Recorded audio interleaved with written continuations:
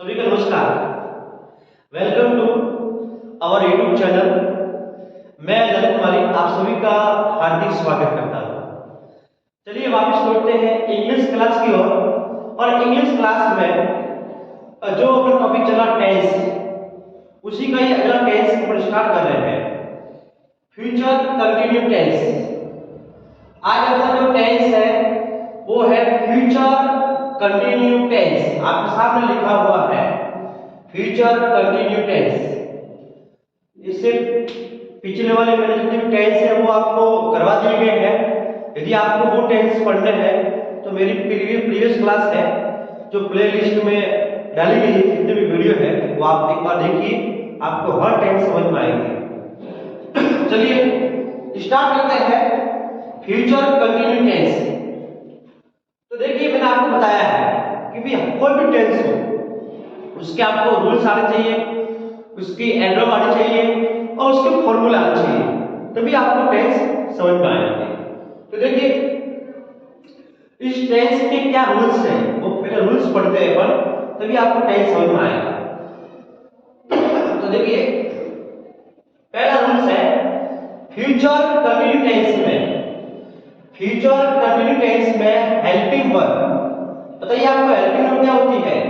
सहायक क्रिया जो मेन वर्ब को सेंटेंस में सहायता करती है। ये मैंने आपको पहले भी बताया हुआ है। तो फ्यूचर कंटिन्यू टेंस में हेल्पिंग वर्ब विल बी और शैल बी आएगी। कौन सी आएगी? हेल्पिंग वर्ब विल बी और शैल बी आएगी। और मेन वर्ब की फोर्थ फॉर्म आएगी, फर्स्ट फॉर्म के साथ आईएनजी फॉर्म। यदि फर्स्ट फॉर्म के साथ आईएनजी फॉर्म है तो वो होगी मेन वर्ब की फोर्थ फॉर्म यानी चौथी फॉर्म। ये आपको ध्यान रखना है। वापस दोहरा रहा हूं, फ्यूचर कंटिन्यू टेंस में helping verb will be shall be आएगी तथा मेन वर्ब की फोर्थ फॉर्म का प्रयोग होगा। अगला रूल्स देखिए, अगला रूल्स क्या है? यदि सब्जेक्ट का मतलब क्या होता है? कर्ता, वर्कर, काम करने वाला। तो यदि सब्जेक्ट आई और बी है तो आपको हेल्पिंग वर्ब शैल बी लगाना है। यदि आपको सब्जेक्ट आई और बी लगता है कि हाँ ये सब्जेक्ट आई और बी आया है तो आपको हेल्पिंग वर्ब शैल बी लगाना है। क्या लगाना है? Shall be. और यदि सब्जेक्ट आई और बी को छोड़कर दूसरा है, आई बी नहीं है, दूसरा कोई है, तो आपको वहां पर विल बी का प्रयोग करना है। किसका प्रयोग करना है? Will be. सॉरी, यदि सब्जेक्ट आई और बी है तो हेल्पिंग वर्ब शैल बी आएगी और अदर है तो विल बी का प्रयोग होगा। ये ध्यान रखना है। ये शॉर्ट ट्रिक्स है, ये मेरी ट्रिक के अनुसार पढ़ा रहा हूं। टेंस आपको एग्जाम में डायरेक्ट सही होगा आपको सेंटेंस। तो ये दो रूल्स आपको ध्यान रखना है, आपके सामने दिए हुए हैं। अब देखिए इस टेंस की एडवर्ब क्या है? क्या एडवर्ब है इस टेंस की? यदि सेंटेंस में एट दिस टाइम, देखो इसमें टाइम का प्रयोग होगा खास, ये ध्यान रखना है। यदि सेंटेंस में eight this time plus future action है, फ्यूचर एक्शन का मतलब कोई भी फ्यूचर टेंस की हेल्पिंग वर्ब आ गई है, मेन वर्ब आ गई है या कोई फ्यूचर एक्शन आ गया है, ये ध्यान रखना आपको। तो eight this time future action, at this moment future action, यानी एट दिस टाइम आ रहा है, एट दिस मोमेंट आ रहा है और फ्यूचर एक्शन है, कोई फ्यूचर टाइम आ गया है तो समझ लो वह सेंटेंस फ्यूचर कंटिन्यू टेंस का होगा। ये ध्यान रखना है। At this time, at this moment plus future time या फ्यूचर एक्शन, तो समझना है वह सेंटेंस फ्यूचर कंटिन्यू टेंस का होगा। ये ध्यान रखना। ये आपके एडवर्ब है। अब आपको फॉर्मूला ध्यान रखना है। हर टेंस के आपको फॉर्मूला में सिखाया है और बताया आपको। तो इस टेंस के भी फॉर्मूला आपके सामने दिए हुए हैं। पहला सेंटेंस है अफर्मेटिव सेंटेंस। अफर्मेटिव सेंटेंस हुई पॉजिटिव सेंटेंस, सकारात्मक वाक्य, साधारण वाक्य। तो अफर्मेटिव सेंटेंस का फॉर्मूला क्या है? देखिए subject plus helping verb, subject plus helping verb will be, shall be plus main verb की फुल फॉर्म, मेन वर्ब की फुल फॉर्म प्लस ऑब्जेक्ट, ये ध्यान रखना है। यानी subject plus helping verb will be, shall be, main verb की full form plus object, ये ध्यान रखना है। नेगेटिव सेंटेंस का फॉर्मूला क्या देखिए, subject plus helping verb will shall, subject plus helping verb will shall plus not, will shall plus not plus be आएगा, ये ध्यान रखना है। नेगेटिव में नॉट के बाद में बी लगाना है, ये खास ध्यान रखना, या गलती मत करना। यानी subject plus helping verb will shall plus not plus be लगाना है, फिर मेन वर्ब की फुल फॉर्म प्लस ऑब्जेक्ट, ये हो गया नेगेटिव सेंटेंस। अगला देखिए इंटरोगेटिव सेंटेंस का फॉर्मूला क्या होता है। तो इंटरोगेटिव सेंटेंस सबसे पहले आएगी हेल्पिंग वर्ब विल और शैल, फिर आएगी सब्जेक्ट, फिर आएगा बी, सब्जेक्ट के बाद में बी आएगा, फिर मेन वर्ब की फुल फॉर्म प्लस ऑब्जेक्ट और पीछे क्वेश्चन मार्क। ऐसे आपको ध्यान रखना है, इस टेंस के रूल्स हो, एडवर्ब हो या फॉर्मूले हो, ये तीनों आपको ध्यान रखने हैं। फॉर्मूले, एडवर्ब और रूल्स, तभी आपको टेंस समझ में आएगा और एग्जाम में सेंटेंस आएगा इसी के अनुसार ही आएगा। आगे देखते हैं सेंटेंस कैसे आते हैं एग्जाम में। अब देखिए एग्जाम में सेंटेंस कैसे आते हैं, ये आपको ध्यान रखना जरूरी है। और देखो आपको मेरे जो मैं पढ़ा रहा हूं उस तरीके से आप टेंस को पढ़ना, ठीक है ना। आपको सेंटेंस एग्जाम में इस तरह आएंगे और मैं जितने सिखा रहा हूं उस तरीके से आपके एग्जाम में डायरेक्ट आपका सेंटेंस सही होगा, राइट होगा। तो आप विश्वास रखिए मेरे ऊपर, बिलीव रखिए, आप जो मेरे अनुसार जो पढ़ाई कर रहे हैं कम से कम एग्जाम में उसको फायदा होने वाला है, बहुत फायदा होगा, इतनी मेरी गारंटी है। और फायदा नहीं हो तो फिर आप मुझे बोल देना।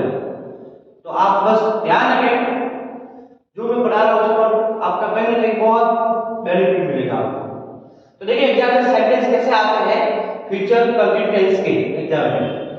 Fill the blanks to correct form verb, आपको इसमें करेक्ट वर्ब भरनी है सेंटेंस में एग्जाम में। और कैसे एग्जाम में से इस प्रकार आपको सेंटेंस में करेक्ट फॉर्म भरनी पड़ेगी। तो देखिए पहला सेंटेंस दिया हुआ है, she fill blanks cook food at this time tomorrow, ये पहले सेंटेंस दिया हुआ है।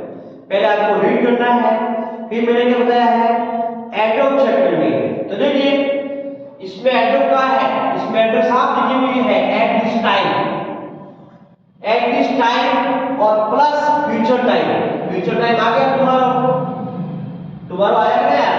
तो आपको ध्यान रखना है at this time plus future time आ गया है, इसका मतलब ये सेंटेंस फ्यूचर कंटिन्यू टेंस का होगा। इसका मतलब सेंटेंस फ्यूचर कंटिन्यू का है, समझ में आ गया। तो ये से पहचान करनी है आपको।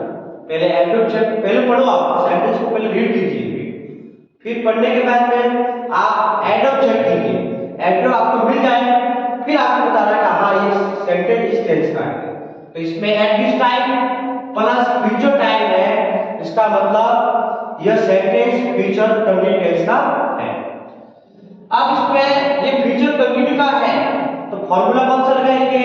तो देखिए फॉर्मूला कौन सा लगाना है, तो सेंटेंस है पॉजिटिव सेंटेंस है, अफर्मेटिव सेंटेंस है। कहीं पर नॉट आया नहीं है, कहीं पर भी पीछे क्वेश्चन टैग आया नहीं है, इसका मतलब ये सेंटेंस अफर्मेटिव है। तो अफर्मेटिव का फॉर्मूला क्या होता है, तो एक तो लिख दो अफर्मेटिव का formula, subject plus helping verb plus main verb की फुल फॉर्म प्लस ऑब्जेक्ट, ये ध्यान रखना है। हेल्पिंग क्या होती है इसकी, विल बी और शैल बी, ये ध्यान रखना। तो देखिए फॉर्मूला मैंने पास में लिख दिया कि मुझे याद है, तो आपको भी ऐसे फॉर्मूले लर्न करने याद करने और एक तरफ लिख देने के रफ में।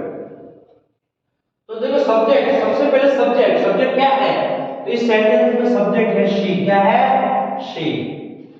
अब हेल्पिंग में विल बी और शैल बी, तो मैंने सिखाया था यदि सब्जेक्ट आई और बी है तो शैल बी लिखना है, और आई बी के अलावा दूसरा है तो विल बी लिखना है।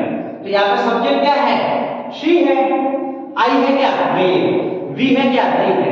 इसका मतलब आई और बी नहीं है तो आपको शैल बी लगाना नहीं है, आपको क्या लगाना है विल बी, क्या लगाना है विल बी।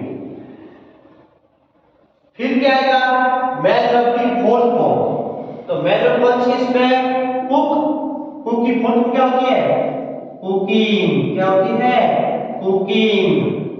ये हो गया सेंटेंस आपका सही, ऑब्जेक्ट दिया हुआ आपके सामने फूड। तो ऐसे आपको सेंटेंस एग्जाम में सही करने पड़ते हैं। ये हो गया answer, she will be cooking food at this time tomorrow. अगला सेंटेंस देखिए, you fill in blanks your lesson at this time next day, और दिया हुआ not learn। अब देखिए इसमें पहले पढ़ा पढ़ना है, अब क्या करेंगे एडवर्ब चेक करेंगे। तो इसमें क्या है एडवर्ब, सामने दिया हुआ है at this time plus future time next day, next day का मतलब अगला दिन, इसका मतलब फ्यूचर टाइम है तो एट दिस टाइम आ गया प्लस फ्यूचर टाइम आ गया, इसका मतलब यह सेंटेंस फ्यूचर कंटिन्यू टेंस का होगा। अब ये फ्यूचर कंटिन्यू टेंस का सेंटेंस है तो फॉर्मूला कौन सा लगाएंगे, तो देखिए इसमें सामने नॉट आया, क्या है नॉट, इसका मतलब यहाँ पे फॉर्मूला नेगेटिव सेंटेंस का लगेगा। तो नेगेटिव सेंटेंस का फॉर्मूला क्या होता है, एक तो लिख दो आपको याद है, subject plus will helping verb plus shell plus not plus main verb की फोर्थ फॉर्म प्लस ऑब्जेक्ट, ये लगाना है। और बी आपको भूलना नहीं है, नॉट के बाद बी आएगा, नॉट के बाद में बी आएगा, ये ध्यान रखना है। सब्जेक्ट प्लस हेल्पिंग वर्ब फिर शैल फिर नॉट आएगा, फिर बी मैन वर्ब की फोर्थ फॉर्म प्लस ऑब्जेक्ट, ये फॉर्मूला नेगेटिव का है। तो देखिए सब्जेक्ट क्या है इसमें, सब्जेक्ट है इसमें यू, क्या है यू, तो क्या आएगी विल या शैल, क्या आएगी विल, क्या आएगी विल। मैंने अभी बताया था यदि सब्जेक्ट आई और बी है तो शैल आएगा, यहाँ पे यू है तो विल आएगा। फिर क्या लिखना है नॉट, नॉट लिख दो क्योंकि नेगेटिव सेंटेंस है। फिर क्या लिखना है बी, ये बी लिख दिया नॉट के बाद में नेगेटिव में। फिर क्या लिखा है मैन वर्ब की फोर्थ फॉर्म, मैन वर्ब क्या लर्न, लर्निंग, पीछे आएंगे लगा दो।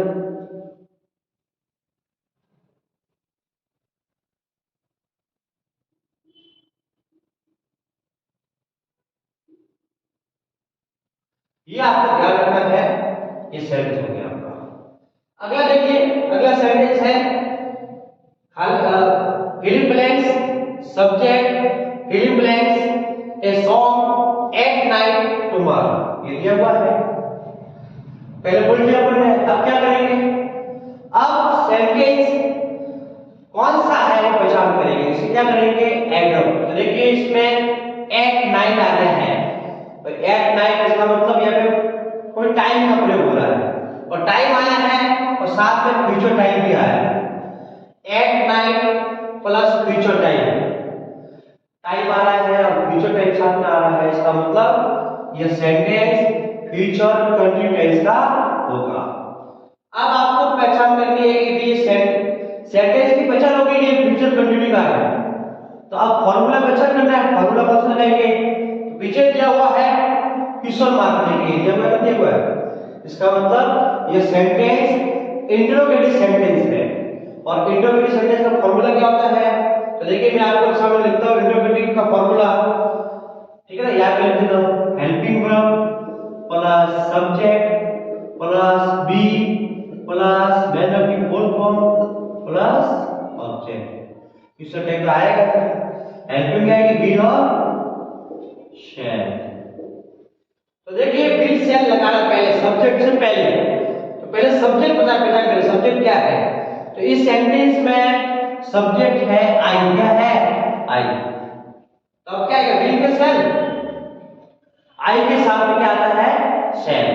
मैंने अभी बताया था आई और वी है तो आएगा शैल, और अदर सब्जेक्ट है तो विल आएगा।